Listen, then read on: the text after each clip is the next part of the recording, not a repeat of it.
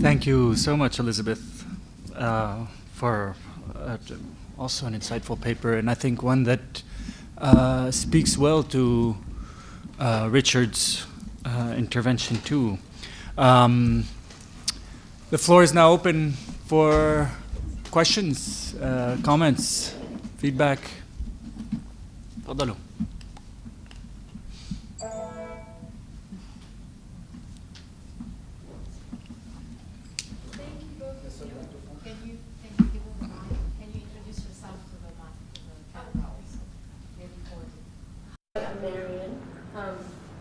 From American University of Washington, D.C.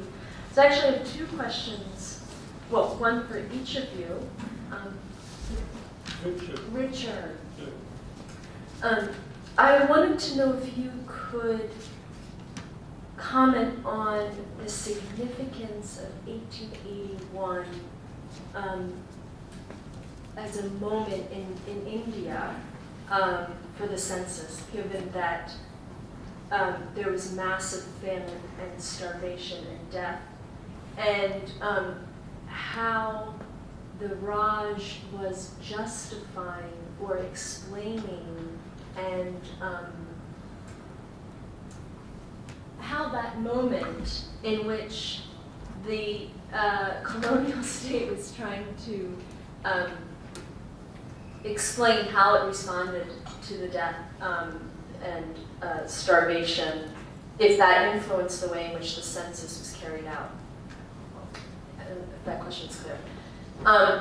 And the second question for Elizabeth, what is the usefulness, in particular for the Ottoman Empire? Was it privileging certain knowledge over others, but what's the usefulness in terms of for expanded commodity production? What was the point of privileging a certain knowledge over other knowledge? So, in 1881, the famines were 1876 and 1874.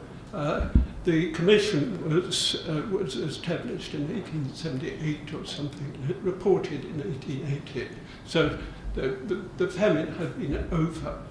1881, yeah, 1881, I have no knowledge of a relation between 1881 as being the first truly synchronous census of all India and the Famine Commission.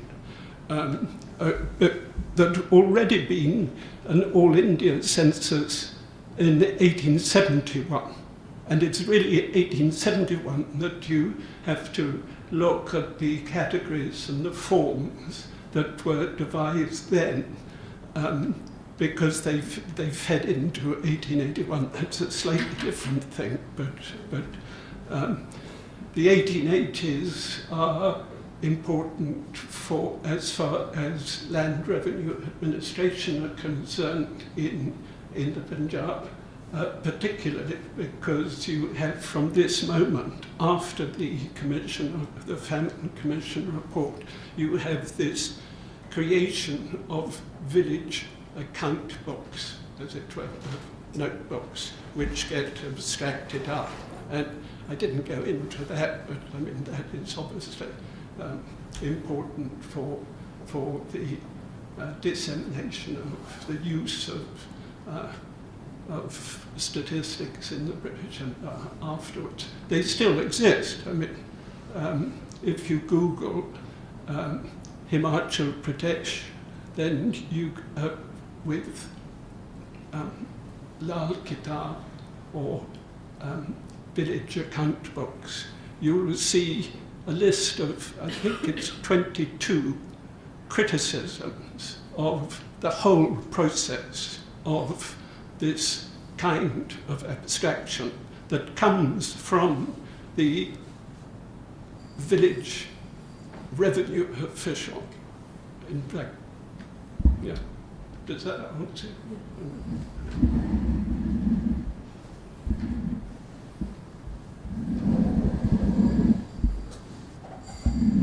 Is that close close enough? No.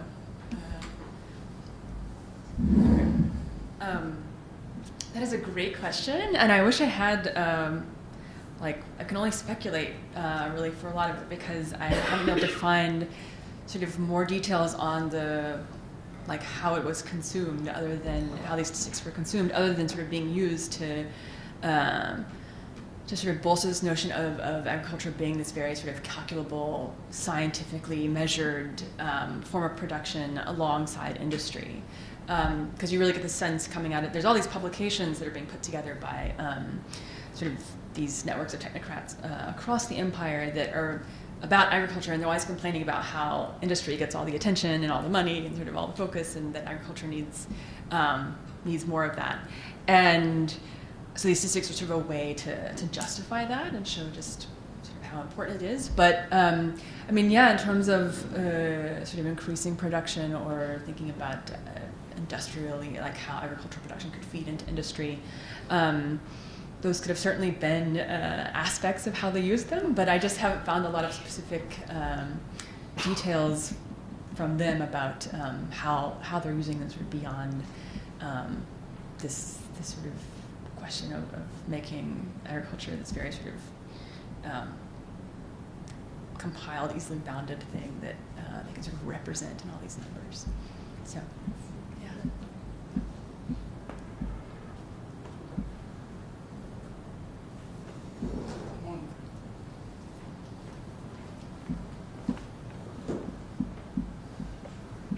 Thanks very much. I mean, it's a question really to both of you, and that is in the sense that what you both have very clearly described and documented is kind of a foregrounding of a lot of much more explicit and open policy, especially but not only in sub-Saharan Africa, in agriculture, and particularly in settler colonies, where a much more overt and aggressive pattern of using information and data collection to accelerate commercialization. Commercialization, I guess, is the favourable conservative term. The other would be more appropriately patterns of dispossession and displacement that runs alongside commodification of land and labour. And we know in the post-war period how information becomes used as a vehicle for promoting the idea of development. Development as a process of increased and expanded forces of production. And I just wonder if, in looking through the records that you both have, there are early illustrations of kickback, of resistance and opposition, not only from the leaders within villages, in the Indian case, for example, but from amongst farmers or landless or near landless, in understanding and perceiving what is happening to their way of life as there is an increased process of commercialization.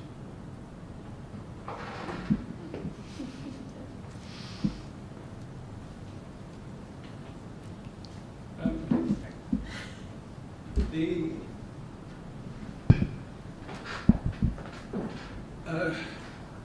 settlement records which I examined for a district called Ludhiana included correspondence between surveyors and the supervisors within the district. What happened when they went to a village.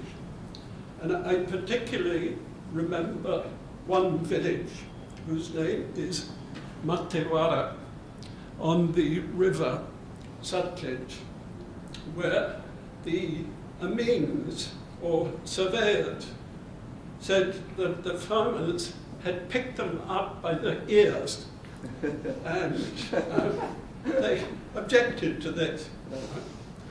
I mean, 1857 was typically when there was a large uprising throughout North India, and Ludhiana was involved. So there was opposition.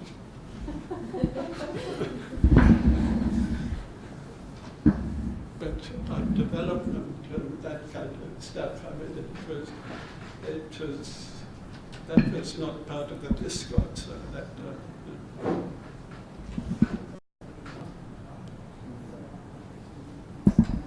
Again, I wish I had more details on this. I mean, I don't know to what extent they're actually going into villages when they're collecting this particular statistics information, because my impression is that it is largely coming out of existing sort of statistics gathering that's been ongoing, and that they're then compiling it sort of from the offices at the province level and sending it to Istanbul, and then sort of trying to, if there's any sort of discrepancies in how it's been collected, trying to sort of smooth those out and make it, homogenize it. So yeah, I don't have any real details on sort of what's going on in the village level in terms of if there's some kind of process of collecting this that's impacting, that the villagers are even aware of. I mean, I don't even know that that they, like, to what extent these kinds of books or this map circulated. I really think it was at a very sort of elite technocratic level, and maybe sort of large landowners, sort of middling farmers might have had access. But yeah, I think sort of your poor peasants weren't, or poor villagers weren't, sort of weren't involved in consuming this. So.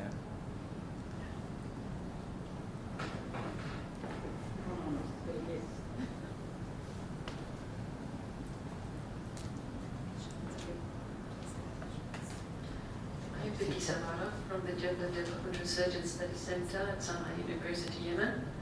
My questions to Elizabeth. I'm asking about whether you compare statistics about Yemen and the IA, and if yes, what type of statistics?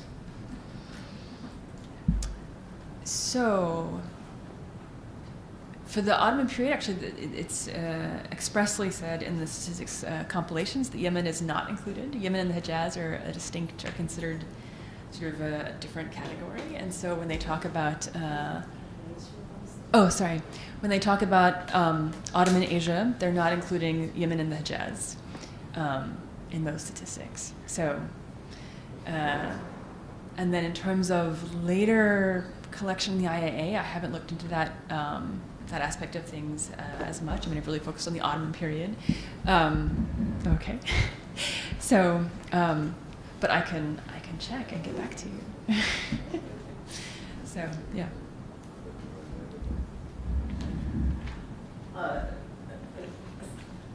Elizabeth, if you, I wondered if you could, I mean, the IAA was founded for its own reasons, Yeah. but if there's some way to link the interest on the inside in various Ottoman sectors in getting involved in this stuff to anything to do with export agriculture, I mean, how they're related to the global. Mm-hmm. And I think there's, with regard to Ray's question, I think there's sort of several levels here, Mm-hmm. because Richard was alluding to the debate within a couple of Ottomanists, a handful of them, as to whether, you know, they want to, and Derajel represents the feet, as you well know, those who would say the Ottoman had aspects of a colonial or colonial discourse, and others would say no. But I think that Ray's further example, which is settler colonialism, which is not represented in either of the cases, really, of the great empires being discussed. Okay? Not even the Raj is not a settler colonialism in the way Israel or South Africa was. That then one is getting to yet a totally different, I mean, not totally different, a different level of penetration when it's direct expropriation. Anyway, I think we have at least three potential kinds of models that one is talking about there. Anyway. But there was a question to you. Yeah. And also a bit to Richard because of this problem of how do these differences in administration actually reflect in complex ways the relation with the populations governed and incorporated in systems. Mm-hmm. Oh, by the way, there were no land records. There are no land records for Yemen either. They didn't put the Taqwa system into effect. There's only land records for the Ordi, for Sana'a, the military buildings, which the state owned, so they did a survey.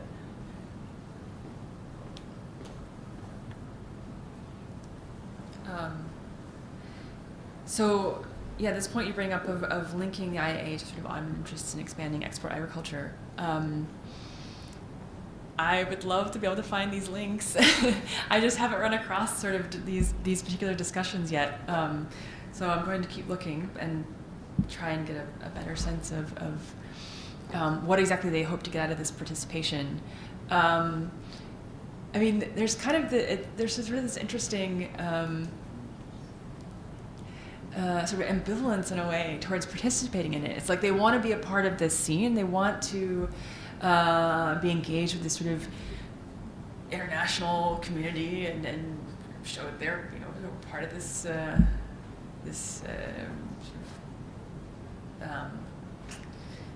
process. But at the same time, I don't know. You get the sense when you're sort of reading Lupin's report about when he goes and he talks to the Grand Vizier and the other officials, that they're kind of like, yeah, we'll get you your information. Just so I mean, there's sort of this sort of interesting dynamic there, and so I just wonder how useful they actually thought it was going to be to them in terms of pursuing. I mean, like the IA in particular, how useful it was going to be to them in pursuing sort of expanded exports and that kind of thing, or if they just kind of saw it as this thing that they were participating in, sort of pro forma, is that the word? I mean, so, and then, but then, like, so I think the statistics collection was already something that was sort of like sort of circulating as this sort of way of trying to make agriculture more scientific, so to speak, and that this was just sort of a good excuse to really get these compilations together. So I don't know if that it's not the most satisfactory answer, but I'm still looking for more information on those connections. So.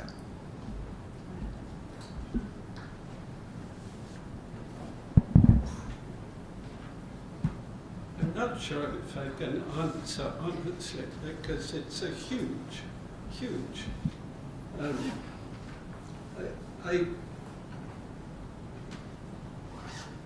A third model.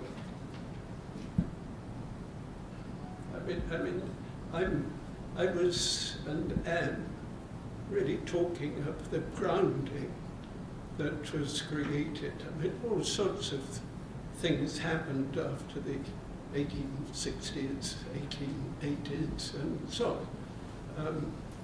The development of sociology from the beginning of the fact that nationalists are writing economic histories of India in 1900 and whatever it was. I mean, the fact that the Congress of India was founded in 1880, it's early, and you've got so many. The contrast in one paper. I thought of the contrast between Ottoman and India as the difference between subject and citizen. I mean, a different way in which people, the individual is drawn up. I'm a bit sympathetic with Huri's reading that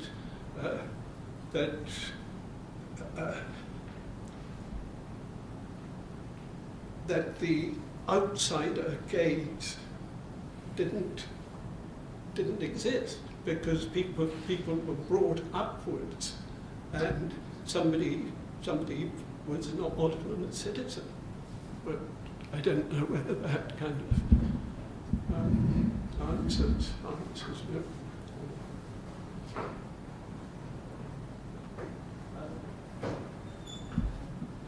Maybe we can end end this lovely session and continue discussion over coffee. So please, everyone, join me in